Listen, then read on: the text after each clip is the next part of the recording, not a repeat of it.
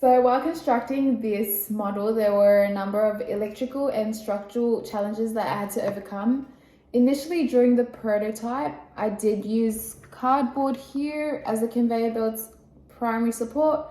However, as the motor started, the conveyor belt was no longer held in place by the structure and just broke loose. So I did use wires from a coat hanger to support this little plastic thing in place.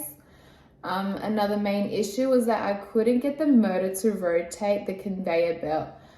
So I had to ensure the circuit was done in a way where power did not draw from other components of the circuit and decrease energy provided to the motor. I tried different combinations and finally found a way to rotate the conveyor belt through a series circuit. Another challenge was that through the trial and error process, some of the wires did break off. For example, the switch was disconnected from the wire.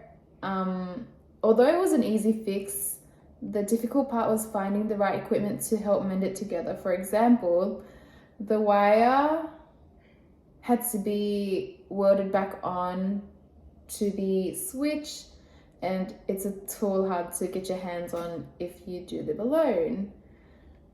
So some improvements I would make for the next time would be the inclusion of a variable resistor, so I could control the speed of the little conveyor belt here. Also a higher voltage battery source so the green light is much more brighter. Through all this, I discovered how enjoyable the building process was and how inquiry learning, which incorporates trial and error and active thinking, is so successful.